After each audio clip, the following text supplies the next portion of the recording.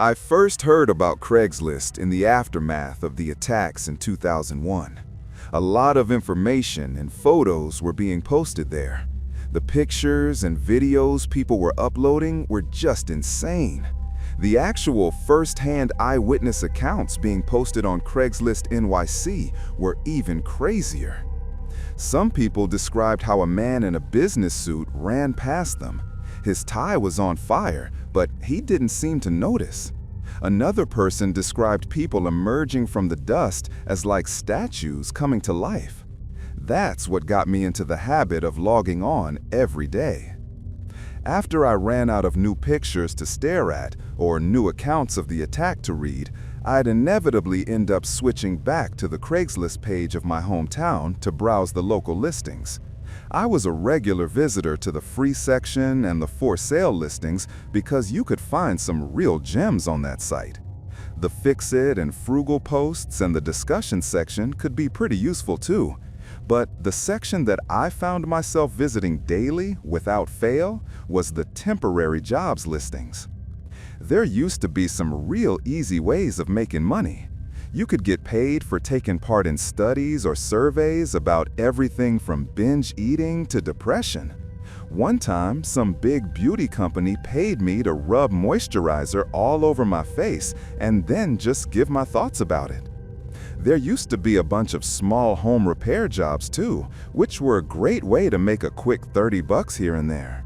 Some folks just needed to borrow a ladder and would pay 10 bucks in gas money for me to drive over there so they could change the battery on their smoke alarm and stop it from beeping every 30 seconds. But then you'd get your weirder job posts. I remember seeing one that said, "Earn $100 by sending a text." The post said something like, "Totally legit, email below." But I was convinced it was a scam. I just couldn't figure out how. Out of pure curiosity, I hit up the email address provided with a short but very polite inquiry. I received an email back pretty quickly, basically explaining that it was totally legit and I'd be wired money upon the text message's delivery. Still unconvinced, I just sort of humored the guy and asked what he wanted me to say. He then sent me the cell number that he wanted me to text, along with the exact wording that I should use. It was just 3 words: "I see you." I chose not to reply. I just deleted the email thread, flagged the post, and went back to browsing. But I'd be lying if I said that I wasn't just a little freaked out. I later noticed that the post was gone. Back then, Craigslist only had a skeleton crew for a moderating team. So I'm honestly not sure if it was taken down because it got flagged so many times or because the job actually got completed. I guess it could have been nothing but a prank. Even so, that really was just the tip of the iceberg when it came to weird Craigslist advertisements. Over the next few years, I saw ads that were a whole lot stranger, and in some cases, a whole lot darker too. Once Craigslist started to hit its peak traffic, sometime between 2004 and 2009, you'd see a lot more weird posts. A lot of them were either jokes or the first stage of some elaborate prank. I used to browse some of the wilder ones just for the laughs, but I felt like I got pretty good at telling the difference between a few high school kids having fun down at the computer lab and someone who needed serious psychiatric help. At least until I saw an ad that read, "Earn money by helping with medical treatment." Nothing about the title raised any flags for me at first, because it was expected that you'd come across something unusual like that every so often. But again, out of pure curiosity, I clicked the post, read through the listing, and then started laughing my ass off at what the original poster had written. I can't remember exactly what it said, and I seriously wish that I'd taken a screenshot or some picture so I could tell you. But it was more or less something like this. The medical treatment the poster was referring to was the amputation of his right leg. He wanted someone to drop by his apartment and basically spot him so he could remove his right leg below the knee without bleeding all over the floor and taking a forever nap. He'd written that experience wasn't necessary because he'd coach you on how to tie the tourniquet and how to cauterize a wound. But anyone who helped would be paid a cool $1,000. I realized the content was pretty dark, but the way the poster had written the ad was nothing short of hilarious. Again, I wish I'd made a record of it before the post was finally taken down, because it was written in such a self-aware and self-deprecating style that at first I thought it had to be well-written satire. When I saw the attached email address read, "cash to cut off my leg" at AOL.com, I remember erupting into laughter and being entirely convinced that I was reading some kind of inside joke between medical students. I actually thought it was the funniest post that I'd ever really seen, and it tickled me so much that I figured I'd send an email saying how much I actually appreciated it. It was almost like the poster was aware of how weird Craigslist ads could be and was basically mocking the whole system. Well, it turns out the guy had an awesome sense of humor, but his ad was not a joke. I sent off this email saying something like, "You guys gave me a chuckle. Keep up the great work." Then, a few hours later, a reply flashed up in my inbox from Cash to cut off my leg. For ease, I'll just call him Cash from here on out. Cash told me that while he was excited about me appreciating his bleak sense of humor, he expected serious inquiries only. He'd supposedly made that clear toward the end of his post. But all the unserious posts included those words, almost as a calling card to indicate that they were just that, very unserious trolling. You'd see stuff like, "seeking 10 gallons of breast milk, serious inquiries only," or "seeking someone to bite my hemorrhoids, serious inquiries only," to the point where almost all the truly serious posts made a point of not including that phrase in order to appear authentic. But then, even with Cash insisting that it was the real deal, I still had trouble believing someone was willing to pay me to help cut off their leg. I remember sending back a short and very honest message, basically saying, "I appreciate the dedication to the joke, but I'm still not fooled." Cash's reply came back within minutes. He assured me that his post was not a joke. He claimed the amputation of his leg was something he'd been planning for years. He then added that he'd actually practiced such a procedure on one of his fingers. He then said that he didn't care if I doubted his authenticity. He'd find someone to help eventually. If that person wasn't me, then he should just kindly refrain from further emails. I don't know what I was expecting to read in reply, but it certainly wasn't something so concise and kind of believable. I say believable because he didn't attempt to creep or gross me out. Well, not deliberately anyway. It was actually the opposite. His message was just polite and kind of tongue-in-cheek at first.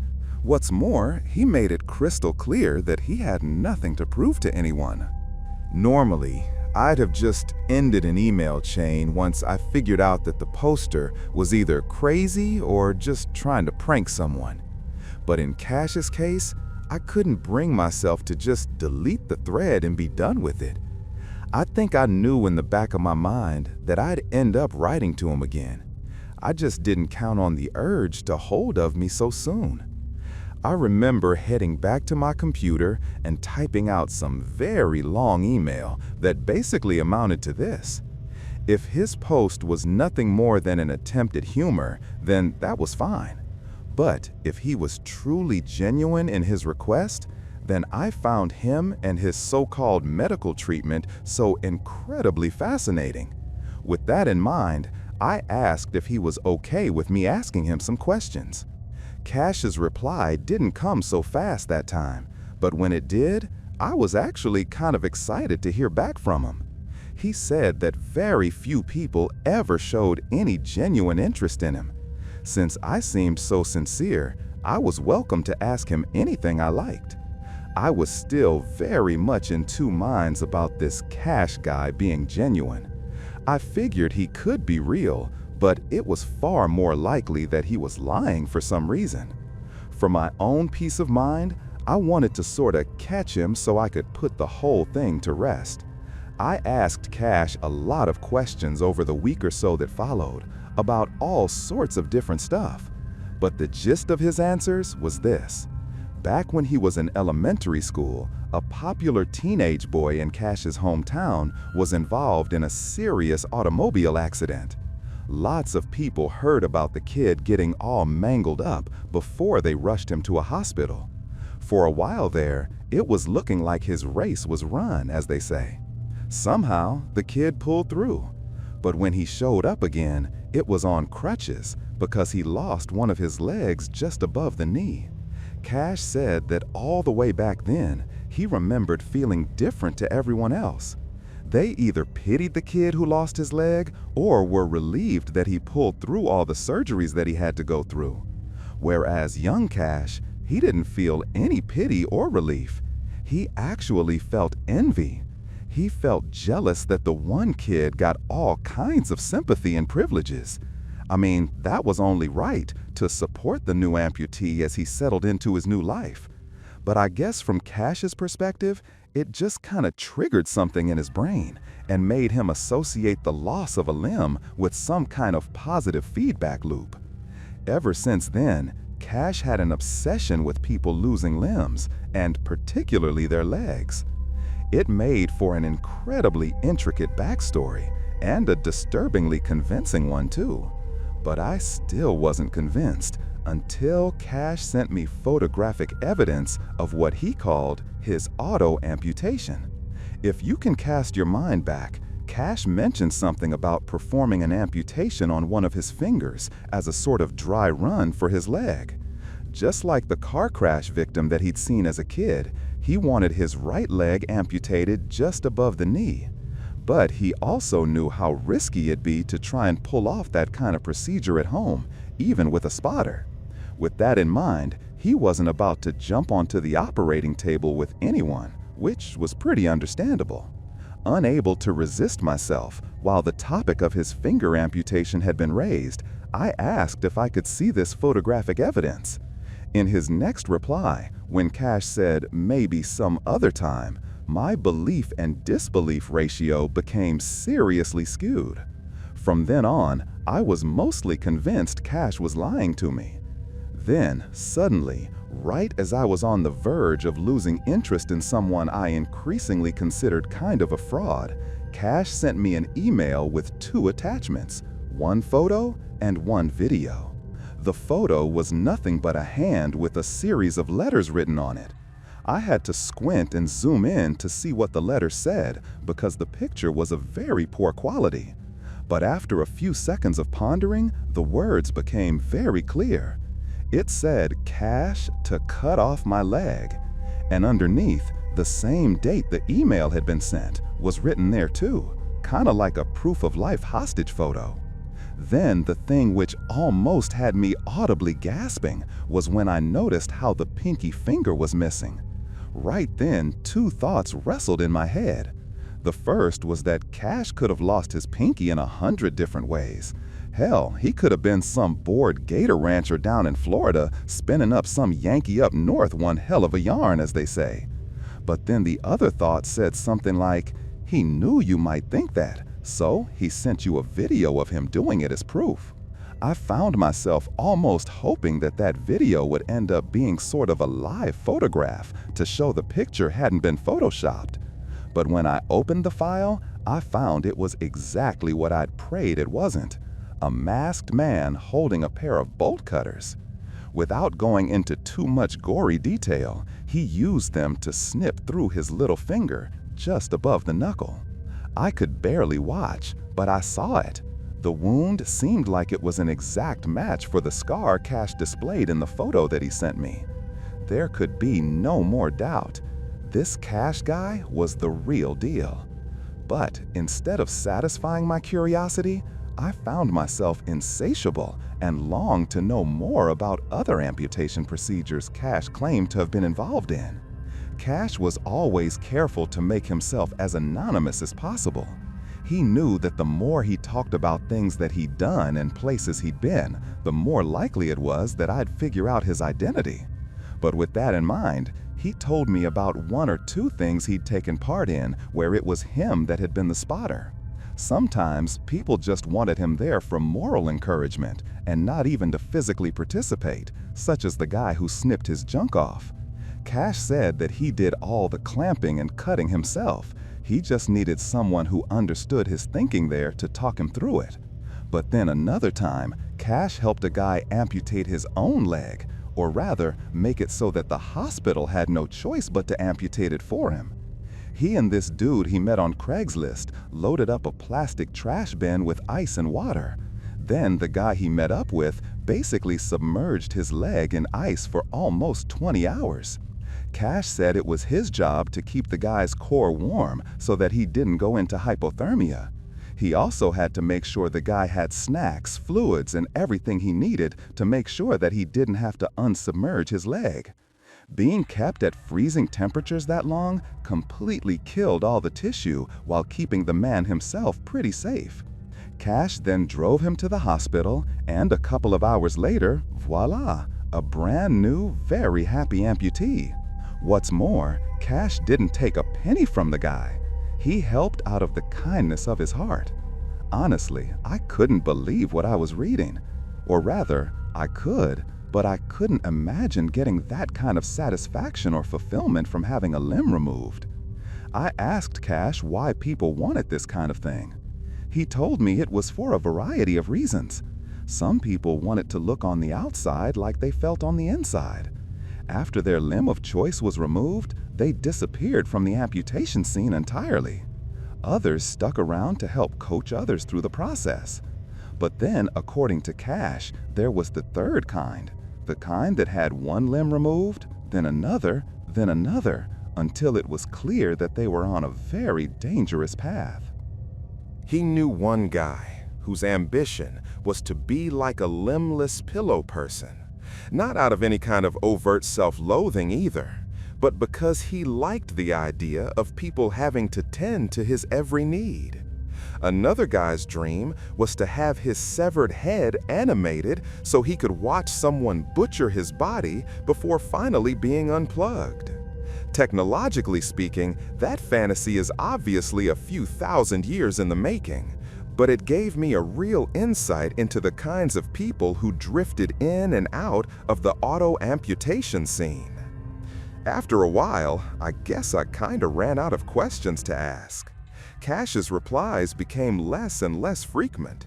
We'd keep in touch here and there, kinda like pen pals in a weird way, until one day, Cash emailed me to say that he'd found someone willing to help remove his leg. It sounds kinda twisted to think about it now, but I was actually kinda happy for him. I had already had my suggestion of therapy turned down before. Cash gave me the stark warning of, "Do not try and save me or I'll stop replying to your emails." I figured he was beyond saving at this point. All he wanted in the world was to get that leg of his removed, and with the help of a very willing participant. I don't know, hearing that he was finally about to organize its removal, I was actually pretty excited for him, I guess.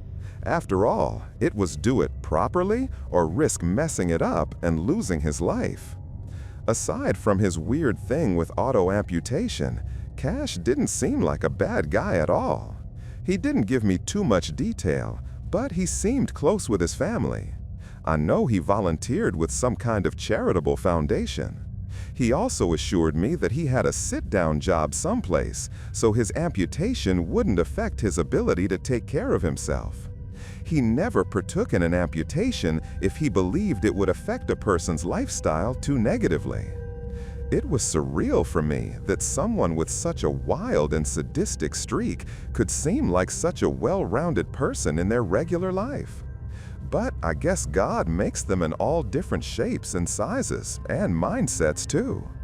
The last time I ever spoke to Cash, he sent me an email that simply read, "Today's the day. I'll let you know how it goes." But he failed to send any kind of follow-up. I remember waiting anxiously, refreshing my inbox over and over, hoping for some kind of update, any sign that he was all right. Days turned into weeks, and then the silence became unbearable. I remember sending him a flurry of follow-up emails in that time, each more desperate than the last. I begged him over and over to just let me know that he was okay, but the replies never came. I told myself that he had a sudden change of heart, that he realized what he was doing was insane, canceled his plans, and walked away from the auto amputation scene for good. I clung to that hope like a lifeline, imagining him finding clarity and getting help, and maybe even laughing off the whole ordeal in hindsight. But late at night, when the world was very still and quiet, darker thoughts would creep in. Deep down, in that place I didn't want to acknowledge, I felt like I already knew the truth. He went through with it, and something had gone horribly, horribly wrong. The not knowing was the worst part. Did he fade away alone in some dingy motel? Did the tools that he relied on fail him at the worst possible moment? Or was it worse than that? Did he achieve what he wanted, only to realize too late the magnitude of his mistake? It gnawed at me endlessly for a very long time. I hoped a reply might one day find its way into my inbox, but it never has. I think part of me knows for certain that I'll never hear from Cash from Craigslist ever again.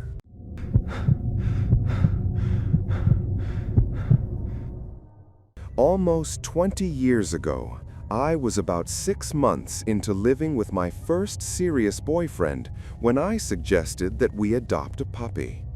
I'd always wanted a dog, but I also knew it would be a great chance to see how ready for parenthood my boyfriend was. So we adopted Oscar, a Jack Russell puppy, after we both fell in love with him down at the pound. From the moment we got him home, he became our very own tiny bundle of energy and mischief. With his bright eyes, perky ears, and playful demeanor, he kept us on our toes and filled each and every day with love, laughter, and reasonably small poops. But Oscar had a flaw, one big one. While he adored my boyfriend and me, he despised the rats and mice that lived out back near our apartment building's dumpsters.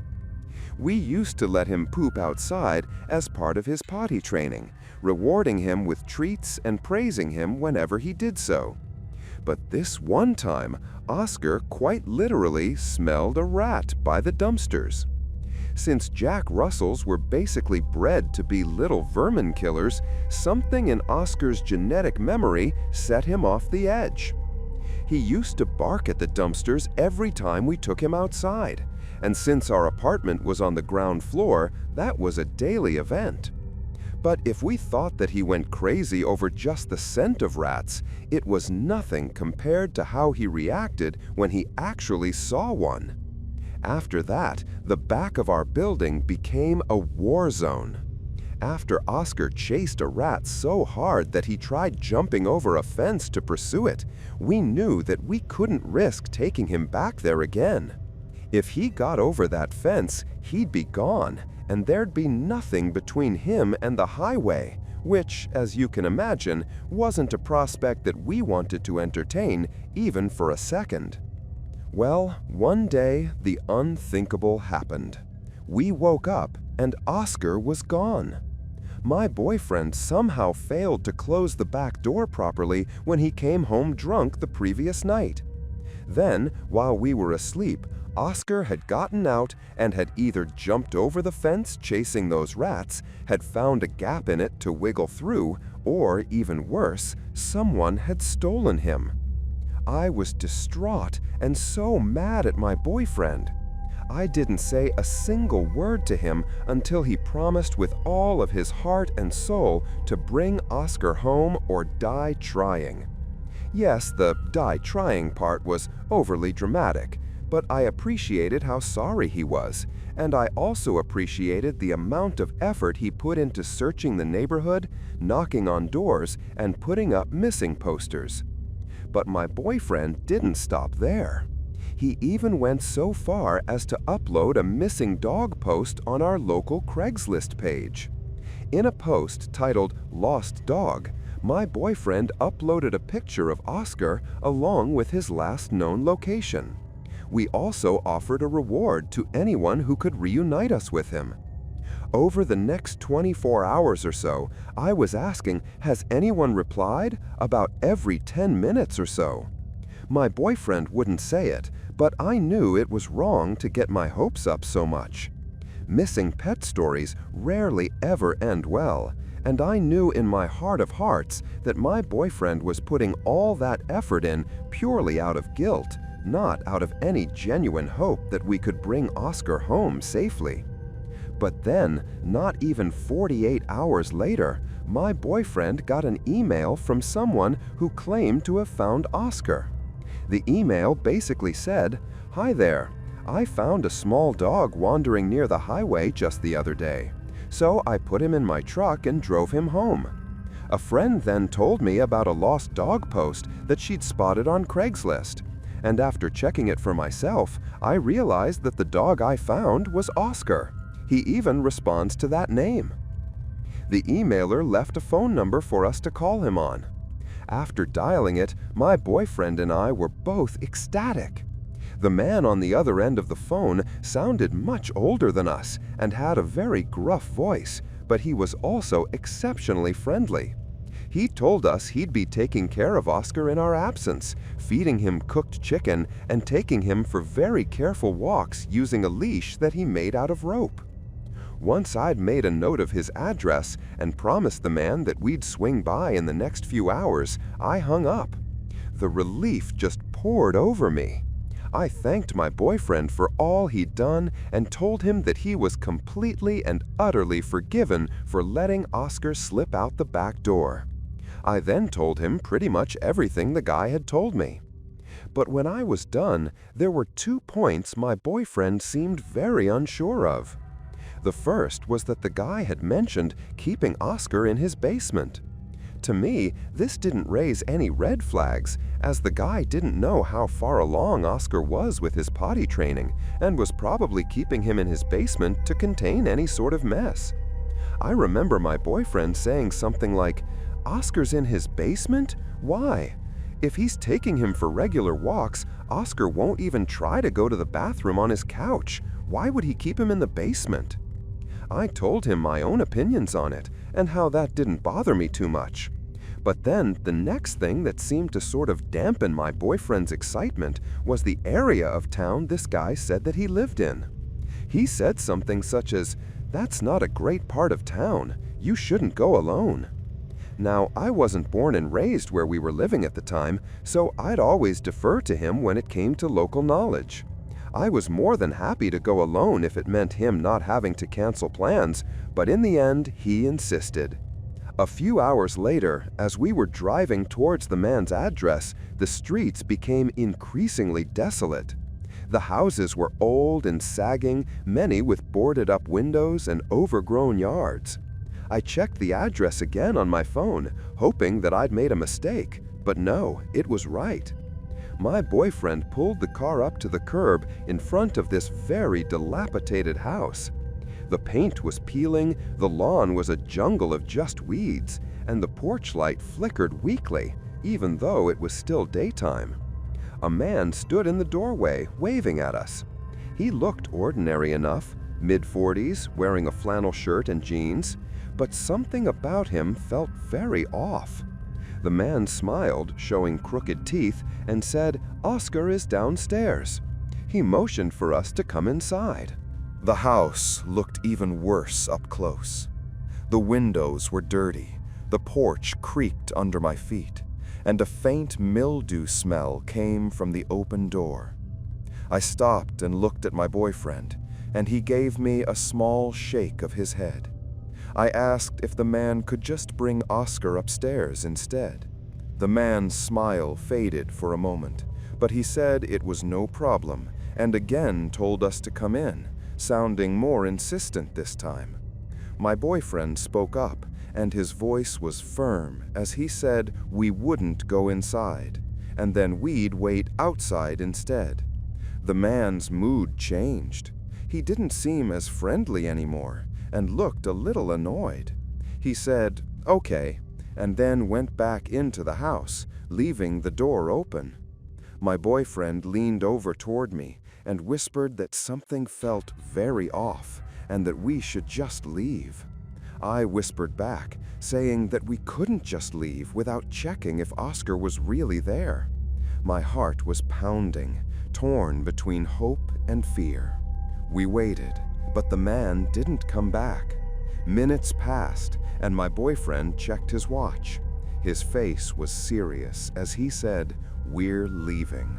Before I could say anything, the man came back to the doorway. His face was blank now, no sign of the friendliness from earlier.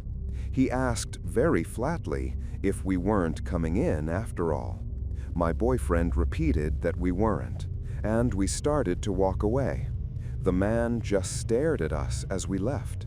Then, as we reached the car, he called out in a very casual tone, but something about it felt wrong, like there was more behind his words. We drove off in silence.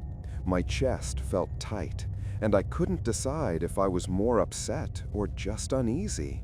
After a while, my boyfriend broke that silence. He said he didn't think the man ever even had Oscar. The house, the neighborhood, the way that guy acted, it all just seemed like some big trap. The thought made my skin crawl. All of the confusion of that day, and I couldn't stop wondering what might have happened if we had gone inside.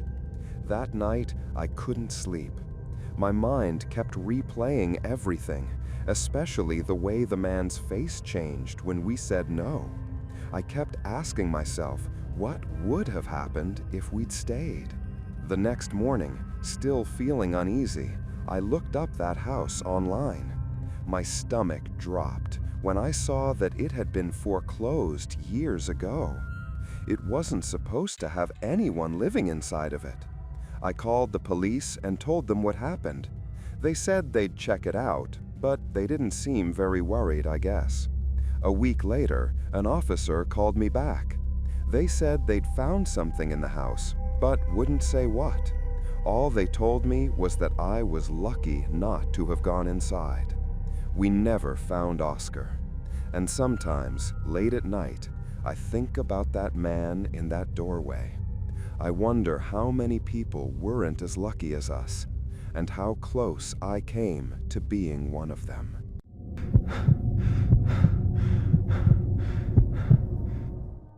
Story 3.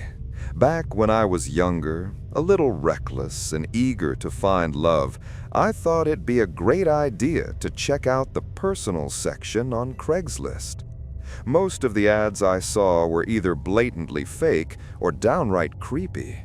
But after scrolling for a while, one caught my eye. It was very short and straightforward. Looking for something casual. Just broke up with my boyfriend.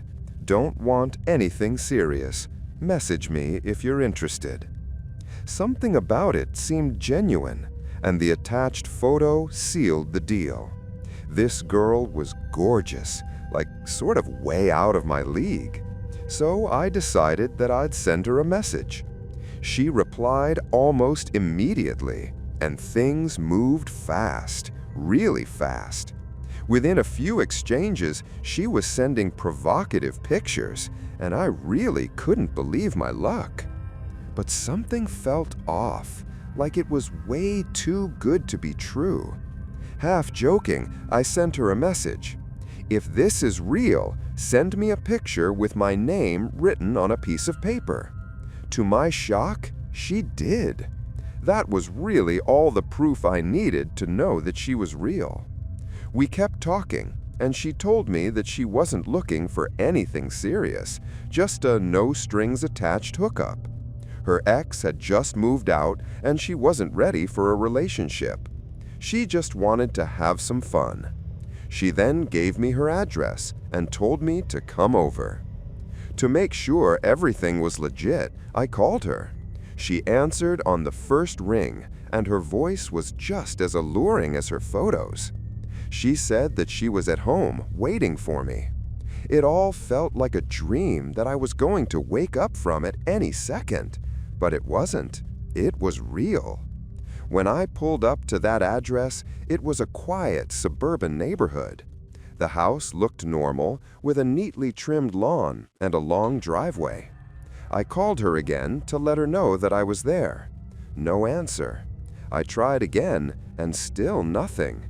I started to feel uneasy, but I was convincing myself that I was overthinking. Maybe she was just in the bathroom or had stepped away from her phone. Trying to shake off the nerves, I got out of the car and walked toward the house. And that's when I saw them. 2 men were standing in the window, staring me down as I walked up the driveway. They each looked extremely sketchy, like they'd stepped straight out of a police lineup. One had a shaved head and a sort of scowl, while the other was very wiry, with tattoos covering his arms. My blood immediately ran cold. Every instinct in my body screamed at me to get out of there. Without a second thought, I turned and sprinted back to my car. My heart pounded as I jumped in, locked the doors, and just sped off. My hands were shaking, and I couldn't stop glancing in the rearview mirror, half expecting to see them chasing after me. When I finally got home, I tried to calm myself down. Maybe it was a misunderstanding. Maybe those guys had nothing to do with her. But deep down, I knew better. About an hour later, I got a text from the girl. "You're a loser," it read. "That was my boyfriend, and we were just messing with you." I stared at the message, feeling a mix of anger and relief. So much for the ex part, right? I tried to brush it off as some sick joke. They probably got a kick out of scaring guys like me. It was messed up, sure, but at least I was okay, I guess. But a few days later, the local news told a much darker story.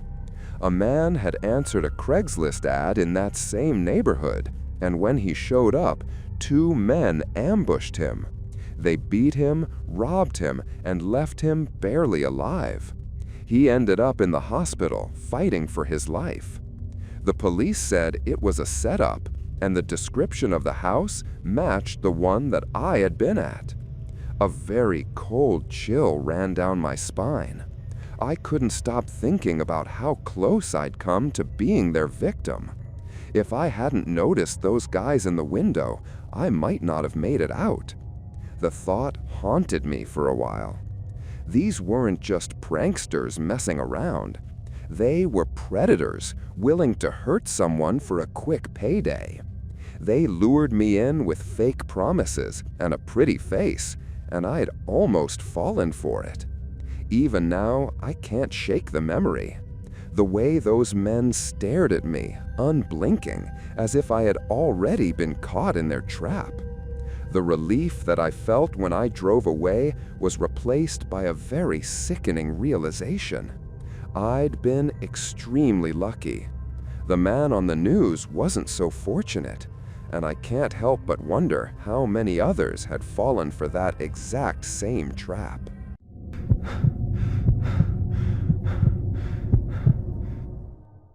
I met him through a Craigslist personals ad. His post wasn't anything fancy, just kinda awkward and sweet. It said something like, "Looking for someone to grab a drink with, laugh a little, and see where it goes." It caught my attention because it felt real.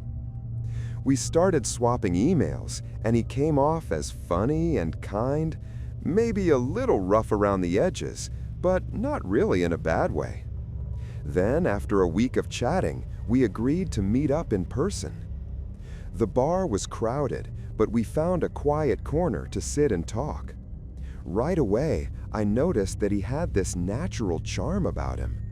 He was funnier and way more engaging in person than I expected. He made me laugh, and the way he listened and responded made it feel like he'd be a great listener, and maybe at some point in the future, a very attentive boyfriend. As the night went on, he suggested heading to a nearby pool hall so we could continue enjoying one another's company. I thought, why not? I had driven, so I offered to take him there. At the pool hall, we played a few games, and the conversation kept flowing. He made me laugh so much that I almost forgot that we'd only just met. Then, suddenly, his phone buzzed on the table. He looked at the screen, and his face sort of dropped. Then, everything changed. "I need to tell you something," he said. I froze, not really sure what was coming. "I'm a convicted felon, and I just got out of prison." My mind started spinning. I didn't even have time to process that before he said, "And I have a girlfriend. I live with her, but it's not serious. I'm just staying there until I get back on my feet." I was completely blindsided. This man who had been charming and funny all evening had just thrown all of this at me like it was no big deal. Then he added one more thing. "She just texted me. She walked into the bar earlier and saw us together, and she knows I'm with you." In that moment, I knew the date was over. I wanted to get out of there, but I'd driven us, and I didn't feel right just leaving him stranded. I told him that I'd take him back to his car, but the vibe on the drive was completely tense and uncomfortable. As we drove, the alcohol must have really hit him because he started crying. Just quiet tears at first, but then it turned into full-on sobbing. He kept apologizing over and over, saying how much he regretted everything. I didn't know what to say. Then, out of nowhere, he reached for the car door handle. Panic rose up inside of me, and I yelled, "We're on the goddamn highway!" He didn't seem to care. He was crying so hard, and it was like he wasn't even hearing me. I hit the child locks as fast as I could. I yelled at him, trying to stay calm, but inside I was terrified. I didn't know what he was going to do next. The rest of the drive felt like it took forever.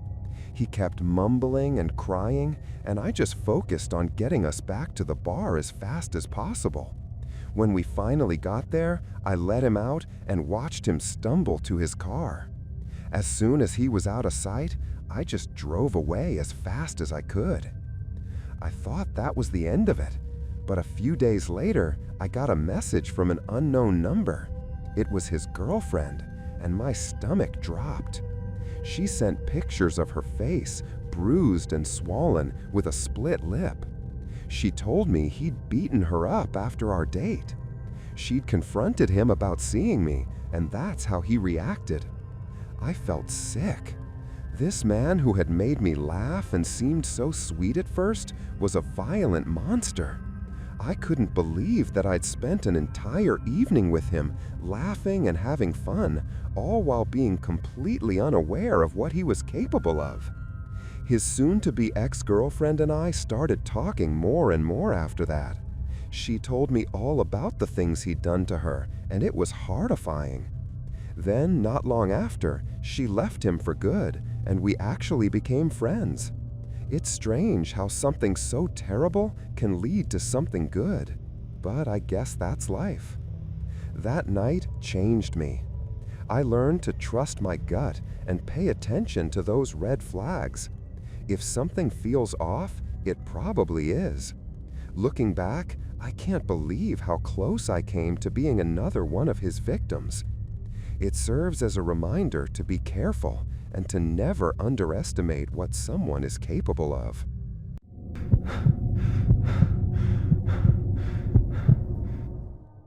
I stumbled across the link on a Craigslist discussion forum. I wasn't looking for anything specific, just killing time, scrolling through threads on lucid dreaming and conspiracies about subliminal messaging. Then I saw the post, "Live feed smiling man. Watch if you dare." It had a single link, no description, and a sense of weirdness that kind of pulled me in. Against my better judgment, I clicked on it. The stream loaded quickly, revealing a man sitting in a plain wooden chair in the middle of an empty room. The lighting was flat and harsh, giving the whole scene a very clinical vibe.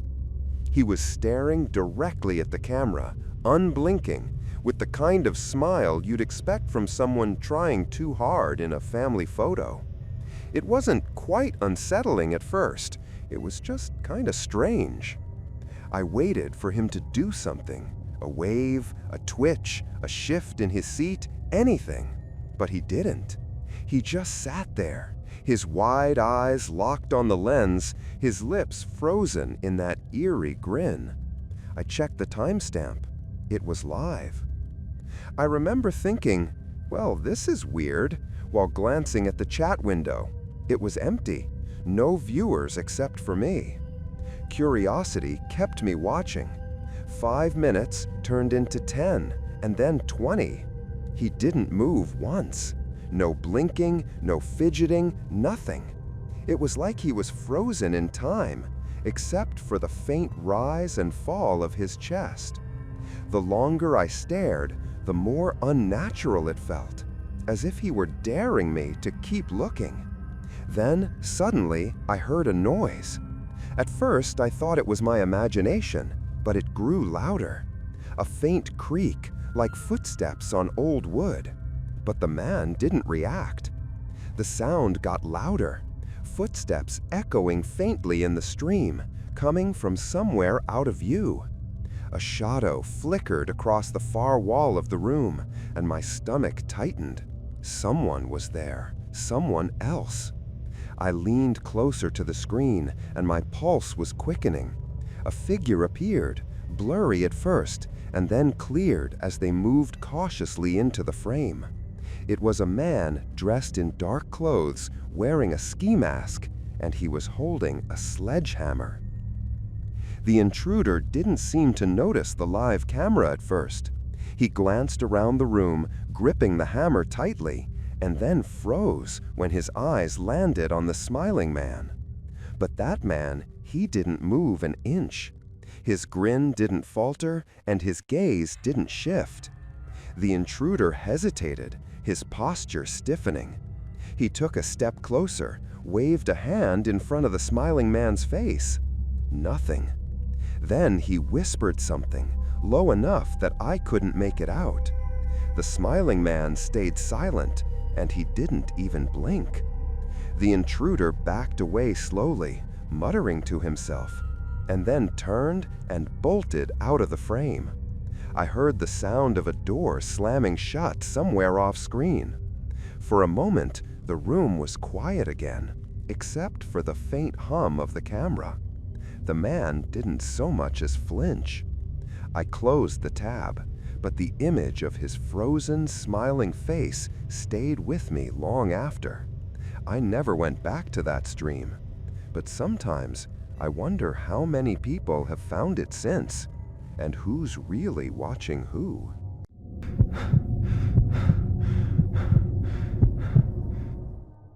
I remember being 8 years old and my dad bringing home our first home computer. I have very vivid memories of how excited he and my mom were, and how Dad let me use MS Paint to get me accustomed to using the mouse. It seemed like a big deal to them, but it was a positive thing, you know, something they were excited about. But then, when we finally got hooked up to the internet, that was a big deal in a whole different kind of way. My dad treated the computer like it was a gift from the gods and the key to the 21st century, which I guess in many ways it kinda was. But he treated the internet like it was a loaded gun. I later learned that an uncle had warned my mom about how the internet was full of very dark stuff that could warp my young mind. And while I'd say that statement had a whiff of hyperbole about it, I can't say it's completely false either. Maybe 6 or 7 years later, when I was finally allowed to surf the internet unsupervised, I discovered a little website you may know as Craigslist. I'm sure like 90% of people know what Craigslist is, and if you don't, you better just Google it or something. But I wasn't revisiting the place for the sales or the personals. I was returning for all the weird info dumps and discussions taking place in the psych and religion sections of the discussion boards. And that's when I discovered the single most disturbing thing I had ever read online: the story of a little girl named Anna. Even though I thought my uncle was an old prude making mountains out of molehills, he was actually kinda right about the whole internet being full of weird and very disturbing stuff. So back in 2007, a young Czech man set up one of those video baby monitors in order to check up on his newborn son. But then, one night, he switches it on, and instead of seeing his kid asleep in his crib, he sees a boy of around 6 or 7 bound and gagged in the corner of a dirty cellar. Naturally, the guy rushes to call the cops, who deduced that he somehow received the signal of a similarly video-based baby monitor located in a nearby home. The cops then go door to door, trying to figure out where the signal was coming from. And that's when they meet the Maurva sisters. The older of the two sisters was the single mother of 2 young boys and had recently adopted a 13-year-old girl named Anna. It was one of those 2 boys the young father had witnessed tied up in the basement. It was a form of punishment, but not one devised by the boy's mother or aunt. It was little Anna's idea, the 13-year-old girl adopted by the older Maurva sister. But Anna had not just been manipulating the sisters into brutally punishing the boy. She had been cutting off thin slices of his flesh and then feeding them to the unwitting sisters in their daily meals. At first, the police believed Anna was just another victim of the sisters' abuse. Yet oddly, the girls didn't show any of the same signs of abuse that the boys had, be it burns, bruises, or scars. The 2 boys confirmed it too. Only they were ever subjected to abuse, and Anna remained untouched. Somehow, Anna had convinced the 2 boys that they deserved to be punished, which was why they never thought to fight back or otherwise defend themselves. The same was true for the 2 sisters. Somehow, Anna had convinced them that what they were doing was the right thing to do. And neither of them had a history of being abusive until little Anna had showed up on their doorstep. Little Anna was adopted all right, but the Maurva sisters hadn't visited an orphanage or contacted some kind of adoption agency. Little Anna had simply turned up on their doorstep one day and had never left. The cops do some digging on little Anna, trying to find out where she came from. Then, after months upon months of searching, this is what they discovered. 13-year-old Anna was not 13 years old. She wasn't even named Anna. She was actually in her early 30s. Her name was Barbara, and the only reason she could pass as a young girl was because she had some rare developmental disorder. The cops moved to arrest the woman, only to find that she'd fled the country. But thanks to them being able to circulate recent photos of her, she was quickly tracked down and then brought back to the Czech Republic to face justice. It turns out she was in Poland, posing as a 14-year-old boy, and she already talked her way into the home of a young family who had, you guessed it, 2 young children. On the Craigslist discussion board, there were all kinds of rumors that Anna's birth parents were connected to some weird cult called the Grail movement. But even as a teenager, I found the connection to be odd at best. The only thread that held them together was the idea that the movement's goal was to create a kind of messiah, essentially a copy of Jesus with all the same supernatural powers. Supposedly, Anna was this messiah, but then, without the proper guidance, she turned rotten and used her powers for evil. The Grail movement was a real thing, and a serious enough movement that the National Socialists went after them after they annexed Austria. But I think people just wanted to tag the two subjects together to make the whole thing into some vast, creepy conspiracy, when to me, the whole thing is just scary enough on its own. These days, I think back on it, on what my uncle said about the internet being full of weird, creepy stuff, and I think he's partially right. But it's not the internet that's packed with all of those strange, frightening things. It's the world outside of our windows, real life, the world and the people in it. Those are the really scary things. All websites like Craigslist do is kind of act like a window, which allows all of us to see it for good.